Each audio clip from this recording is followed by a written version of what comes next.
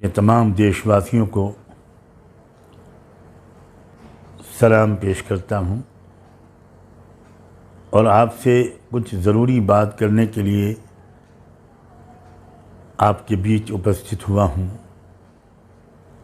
आजकल हमारे देश में यूनिफॉर्म सिविल कोड का मसला चर्चा में है। हमारे देश के ज़्यादातर नागरिक, मेरा ख़्याल ये है कि यूनिफॉर्म सिविल कोड को ठीक तौर पर समझते नहीं हैं और इस बारे में कोई सही राय कायम करना कि इसको सपोर्ट करना चाहिए या इसको अपोज़ करना चाहिए, यह हमारे अक्सर देशवासियों के लिए शायद आसान नहीं होता। मैं इसकी ज़रूरत महसूस करता हूँ कि इस यूनिफॉर्म सिविल कोड की जो असल हकीकत है वो आपके सामने बहुत ही संक्षेप में रखूँ। हमारे देश की जो बहुत बड़ी खुसूसियत है वो उसकी डाइवर्सिटी है, विभिन्नता है। इस देश में बेशुमार धर्मों के मानने वाले, बेशुमार कस्टम्स, परंपराओं पर अमल करने वाले, अलग अलग रीत रिवाज पर चलने वाले समुदाय हमारे देश में मौजूद हैं और ये इस देश को एक यूनिक मुकाम, एक अलग स्थान अदा कर देता है। ये बात देती है पूरी विश्व बरादरी में हमारे देश को ये एक बहुत बड़ी खुसूसियत हासिल है। अब ये कोशिश करना कि सारे लोगों के रीत रिवाज ख़त्म हो जाएं, सारे लोगों की परंपराएं मिट जाएं और 140 करोड़ की आबादी वाले देश का एक एक व्यक्ति वो गोया एक ही सिस्टम को, एक ही कानून को, एक ही परंपरा को कबूल कर ले, ये चाहा जा रहा है यूनिफॉर्म सिविल कोड के ज़रिए। जो इस देश की जो आत्मा है, इस देश की जो विशेषता है, ये उसके सख्त खिलाफ है। और जो लोग झूठ बोलने के आदी हैं, धोखा देने के माहिर हैं, वो इस बात को इस तरह मशहूर करते हैं कि जैसे यूनिफॉर्म सिविल कोड के ख़िलाफ़ सिर्फ मुसलमान बोलते हैं, इसकी मुखालफत सिर्फ मुसलमान करते हैं। ये बहुत खुला हुआ धोखा है और अफसोस ये है कि हमारे देश के प्रधानमंत्री ने भी भोपाल में अपनी चुनावी मुहिम का आगाज़ इसी मुद्दे को छेड़कर और यही गलतफहमी फैलाकर किया है कि मुसलमानों को कुछ लोग यूनिफॉर्म सिविल कोड के ख़िलाफ़ भड़काते हैं। मैं आज अपने देशवासियों को और विशेषकर जो हमारे देश का बहुजन समाज है, जो ज़बरदस्त बहुमत में है, मेजॉरिटी में है, मैं उसको बताना चाहता हूँ कि इस कानून का जो सबसे बड़ा नुकसान होगा वो आदिवासियों को होगा, वो हमारे शेड्यूल कास्ट भाइयों और बहनों को होगा, जिनको आमतौर पर लोग दलित कहते हैं। शेड्यूल ट्राइब के लोगों को होगा, जो ट्राइबल लोग हैं, शेड्यूल ट्राइब के लोग हैं, उनको होगा। सिख भाइयों को होगा, क्रिश्चियंस को होगा, बुद्धिस्ट लोगों को होगा, अब सबकी अलग अलग कुछ आस्थाएं हैं, सबकी अलग अलग उन आस्थाओं से जुड़े हुए कानून हैं, उनके यहाँ की ट्रेडिशंस और कस्टम्स हैं, वो सब ख़त्म कर दी जाएंगी। तो ये सिर्फ मुसलमानों के का मसला बिल्कुल नहीं है, ये तो आप सब का मसला है। मैं आपसे निवेदन करना चाहता हूँ कि आप ज़रा सच्चाई को समझिए और इन शोषित समाजों के लीडरों और पढ़े लिखे लोगों को से ये मैं विनती करता हूँ कि आप अपने समाज के लोगों को जल्द से जल्द सच्चाई से अवगत कराइए। उनको बताइए कि ये किस तरह हम सब के खिलाफ है। देखने में लगता है या प्रोपेगेंडा ये किया जाता है कि ये मुसलमानों के ख़िलाफ़ है। मुसलमान चूँकि यूनिफॉर्म सिविल कोड को ज़्यादा समझते हैं और वो समझते हैं कि ये देश के लिए बहुत नुकसानदेह है, देश की एकता और अखंडता खतरे में पड़ सकती है, इसलिए वो इसका विरोध करते हैं। दूसरे शोषित समाजों के अक्सर लोग अभी इस बात को समझे हुए नहीं हैं कि ये इस कानून की हकीकत और असलियत क्या है। तो उन समाजों के लीडरों, उनके मार्गदर्शकों, उनके पढ़े लिखे भाइयों और बहनों का ये बहुत बड़ा कर्तव्य बनता है कि वो इस सच्चाई से खुद वाकिफ़ हों और अपने अपने समाज के एक एक शख्स को, एक एक व्यक्ति को ये बात बताएं। जो भी रियायतें दी गई हैं हमारे आदिवासियों को, जल, ज़मीन और जंगल के कानून के तहत, सब छिन जाएंगी। आदिवासियों की ज़मीन को कोई ख़रीद नहीं सकता। कलेक्टर की स्पेशल परमिशन के बग़ैर जो मुश्किल से मिलती है, ये कानून भी ख़त्म हो जाएगा और उनकी लाखों एकड़ ज़मीनें बिकेंगी और उन ज़मीनों के नीचे जो ख़जाने छुपे हुए हैं वो आदिवासियों के काम नहीं आएंगे। अब तो सैटेलाइट के ज़रिए साबित हो चुका कि जिन इलाक़ों में हमारे आदिवासी लोग ज़्यादा रहते हैं, उन इलाक़ों में बहुत ही कीमती धातें कुदरत ने छुपा रखी हैं और वो जब निकलेंगी तो मालामाल हो जाएंगे उस ज़मीन के मालिक लोग। तो इससे पहले कि वो मरहला आए, वो स्टेज आए, वो कानून ही बदला जा रहा है। अब उन ज़मीनों को ख़रीद लिया जाएगा और चंद पूंजीपति उस ज़मीन को ख़रीदेंगे। पूंजीपतियों का नाम लेने की मुझे ज़रूरत नहीं है, जिनके ख़जाने में सारे देश का ख़जाना डाला जा रहा है, वही पूंजीपति उन ज़मीनों को ख़रीदेंगे और वह आदिवासी जो उसके मालिक थे, वो उन ज़मीनों में बनने वाले कारखानों में मजदूरी करेंगे। और भी इसके बहुत दूर तक दूरगामी नुकसानात हैं।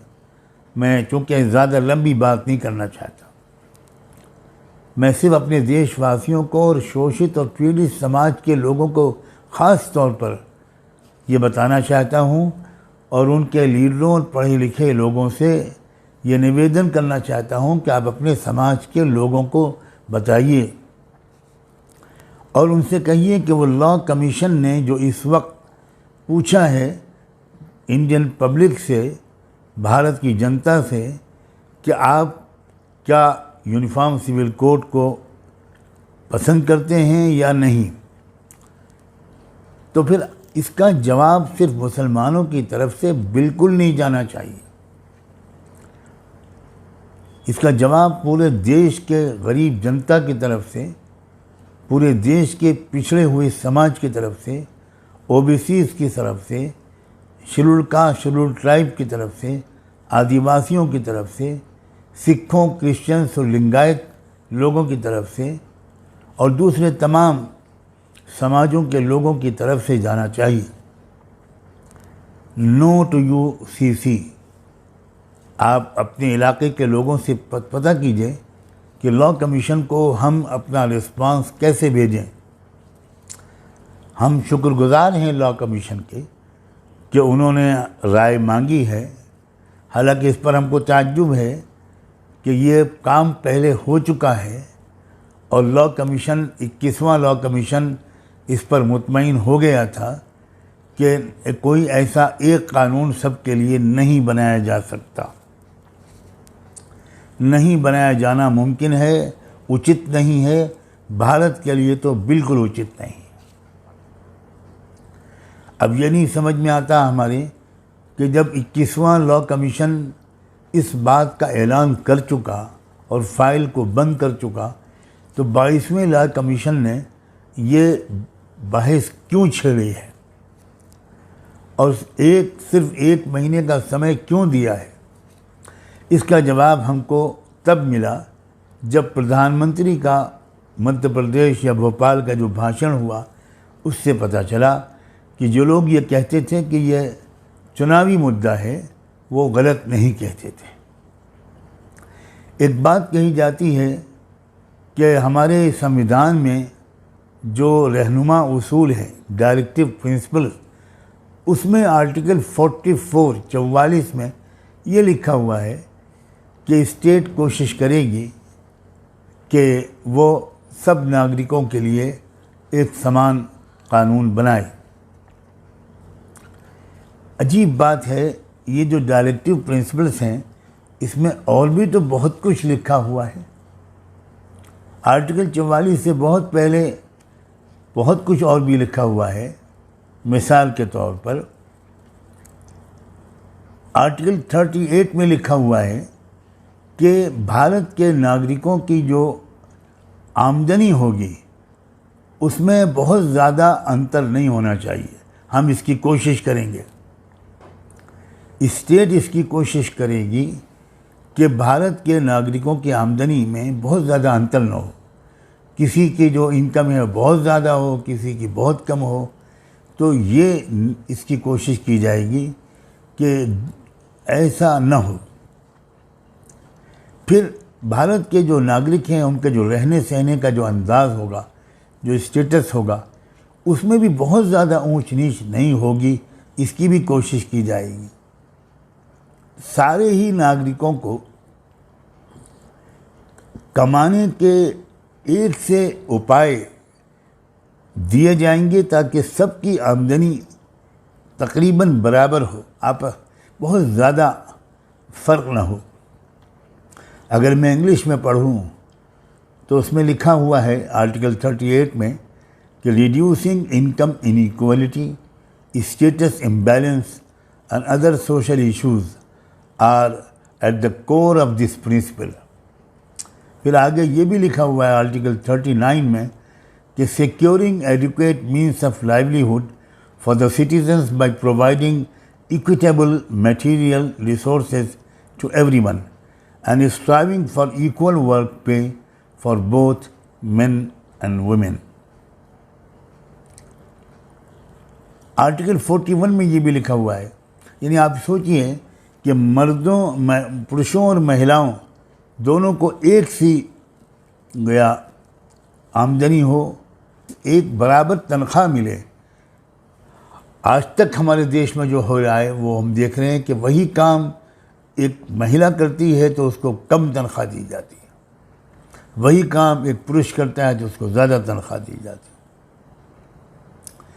फिर उसमें आगे आर्टिकल 41 में to provide the right to work, right to education and right to public assistance in cases of unemployment, old age and sickness।